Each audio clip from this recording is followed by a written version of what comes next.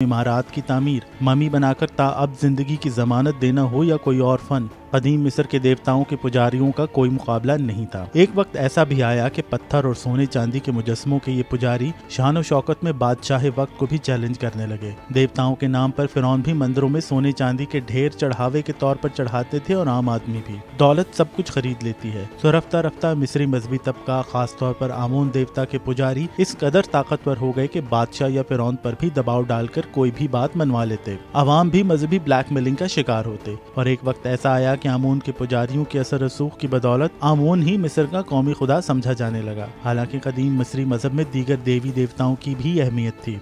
यही वजह थी कि हुकूमत या रियासत या फिरौनों और उनके खानदानों में पुजारियों के खिलाफ नफरत का लावा पक रहा था। उन्हीं हालात में अज़ीमुश्शान फिरौन कहलाने वाले आमोन हुतब स्वयं के घर आमोन हुतब चहारम ने जन्म लिया, जो अपने बड़े भाई की नागहानी मौत के बाद तख्त का वारिस करार पाया। मिस्र की कदीम दस्तावेजात और आसार कदीमा के दस्तयाब रिकॉर्ड से पता चलता है कि तख्त नशीनी के तकरीबन 4 से 5 बरस बाद फिरौन आमोन हुतब ने मिस्र की सियासी, समाजी और मजहबी जिंदगी में भूचाल बर्पा कर दिया। कदीम मिस्र दुनिया की पहली बाकायदा रियासत थी जहां मजहब और रियासत और सियासत को मिलाकर एक निज़ाम हुकूमत तश्कील दिया गया। रियासत के मजहबी सतून पर वार करते हुए आमोन हुतब ने अपना नाम बदलकर अखनातून रख लिया। अखनातून का मतलब है आतून के लिए कारगर, जबकि आमोन हुतब का मतलब है आमोन के लिए इत्मीनान बख्श। ये महज नाम की तब्दीली नहीं थी, सदियों पुराने उस मजहब के साथ छेड़छाड़ या बगावत थी जो कोई और नहीं बल्कि खुद फिरौन कर रहा था, जो कि खुद भी एक देवता था। आखिर अखनातून ने इतना बड़ा कदम क्यों उठाया और फिर बिलाखिर क्यों उसने तमाम देवताओं के मंदिर बंद करवा दिए? क्यों उसने देवताओं को झूठा कहकर ठुकरा दिया और फिर एक अनदेखे खुदा की परस्तिश का ऐलान कर दिया?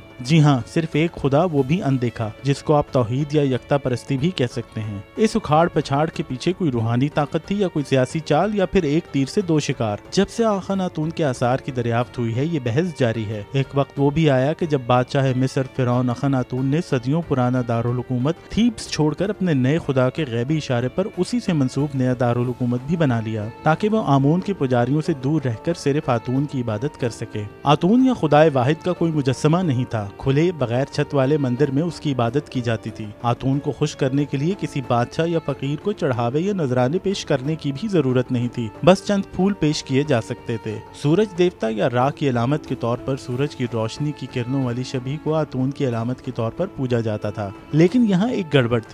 आतून के पुजारी हों या दीगर खुदाओं के, वो देवता और आम लोगों के दरमियान राब्ते का काम करते थे। लेकिन जहाँ जहाँ भी आतून की शबीह बनाई जाती थी, वो सिर्फ फिरौन या अखनातून और उसके खानदान को ही फैज़याब करती। आम लोगों को लगता कि आतून सिर्फ फिरौन का खुदा है। अखनातून ने खुद को आतून का महापुजारी या अवतार या बेटा करार दिया और अखनातून या नए दारुल हुकूमत के आसार से पता चलता है कि आम लोग बराह रास्त आतून की इबादत नहीं करते थे, बल्कि आतून की उस शबीह की इबादत करते थे जिसमें सूरज की किरणें शाही खानदान को फैज़याब करती दिखाई देती थी। तारीखी रिकॉर्ड से ये बात भी सामने आई है कि अखनातून की हुकूमत ने दीगर खुदाओं की छुट्टी करवाने के बाद किसी हद तक जबरदस्ती भी आम शहरियों को आतून परस्ती की तरफ माइल करने की कोशिश की। अखनातून ने अपने खुदा की तारीफ में नज़में भी लिखी, जिनको मुख्तलिफ मकामात पर पत्थर की सिरों पर कंधा भी करवाया गया। इन नज़मों में आतून को खालिक, जिंदगी देने वाला और जमीन पर जिला बख्शने वाला करार दिया गया। बहरहाल अखनातून की जिंदगी के खात्मे के साथ ही उसका मजहब भी इख्तिताम को पहुंचा और उसकी यही यकता परस्ती उसका जुर्म करार पाई। अखनातून की मौत पर भी तारीकी के गहरे साए हैं।